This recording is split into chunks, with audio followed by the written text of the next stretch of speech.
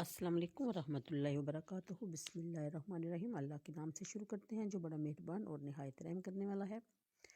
پارہ نمبر 10 ہے سورہ انفال کی آیت نمبر کل ہم نے کی تھی، اس کے آگے تھوڑا سا رہ گیا تھا جس کو ہم کمپلیٹ کر دیتے ہیں۔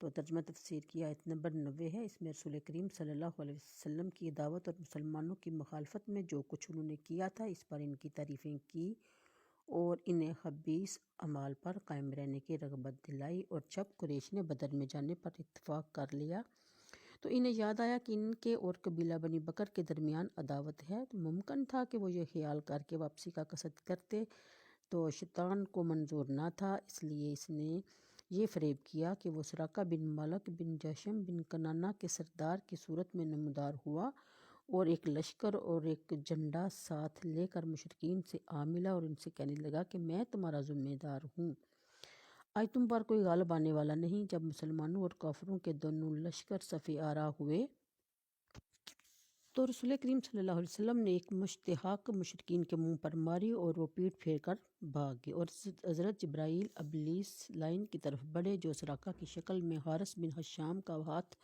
پکڑے ہوئے تھا۔ وہ ہاتھ چھڑا کر ماں اپنے گروہ کے بھاگا۔ حارث پکارتا رہ گیا، سراقہ سراقہ تم ہمارے ضامن ہوئے تھے، کہاں جاتے ہو؟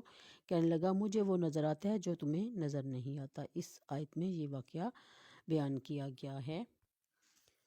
آگے بیان کیا جاتا ہے کہ اور امن کی جو ذمہ داری لی تھی اس سے سبکدوش ہوتا ہوں۔ اس پر یہ حارث بن حشام نے کہا کہ ہم تیرے بھروسے پر آئے تھے اور تو اس حالت میں ہمیں رسوا کرے گا۔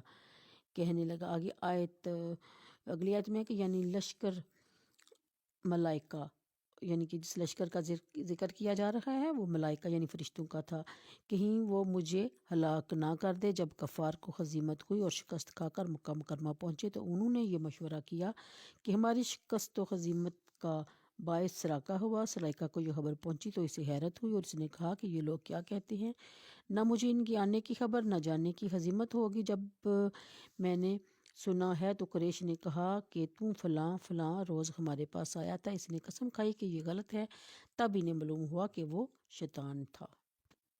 آگے بیان کیا جاتا ہے کہ مکہ مکرمہ کے کچھ لوگ تھے جنہوں نے کلمہ اسلام تو پڑھ لیا تھا مگر ابھی تک ان کے دلوں میں شک و تردد باقی تھا۔ جب کفار قریش سید عالم صلی اللہ علیہ وآلہ وسلم سے جنگ کے لیے نکلے، یہ بھی ان کے ساتھ بدر میں پہنچے، وہاں جا کر مسلمانوں کو قلیل دیکھا تو شک اور بڑا اور مرتد ہو گئے اور کہنے لگے کہ مسلمان اپنے دین پر بڑے مغرور ہیں، اب مزہ چکھیں۔ آگے بیان کیا جاتا ہے کہ جو اپنے کام کو اللہ کے سپرد کر دیتا ہے اللہ ہی اس کا حافظ و ناصر ہوتا ہے۔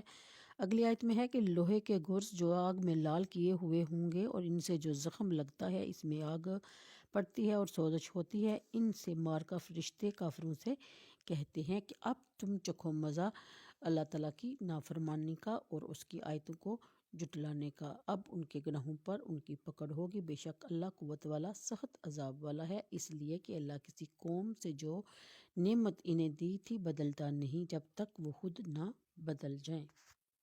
آگے بیان کیا جاتا ہے کہ یعنی ان کافروں کی عادت کفر اور سرکشی میں فرونی اور ان سے پہلوں کی مثل دی گئی، جس طرح وہ ہلاک کیے گئے یہ بھی روز بدر قتل و قید میں مبتلا کیے گئے۔ حضرت ابن عباس رضی اللہ تعالیٰ عنہما نے فرمایا کہ جس طرح فرعونیوں نے حضرت موسیٰ علیہ السلام کی نبوت کو یہ یقین جان کر ان کی تکذیب کی کہ یہی حال ان لوگوں کا ہے، رسول کریم صلی اللہ علیہ وسلم کی رسالت کو جان پہچان کر تکذیب کرتے ہیں۔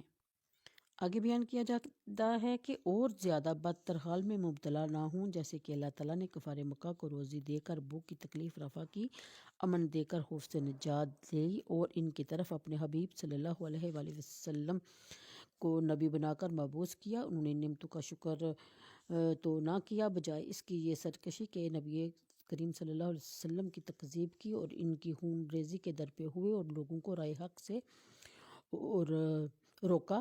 صدیق نے کہا کہ اللہ تعالیٰ کی نعمت حضرت سید انبیاء محمد مصطفیٰ صلی اللہ علیہ وآلہ وسلم ہیں۔ تو آج تک کے لیے اتنا ہی، مجھے دیجیے اجازت، دعاؤں میں یاد رکھیے۔ ویڈیو اگر پسند آئے تو صدقہ جاریہ سمجھ کر لائک اور شیئر کر دیا کریں۔ اللہ حافظ۔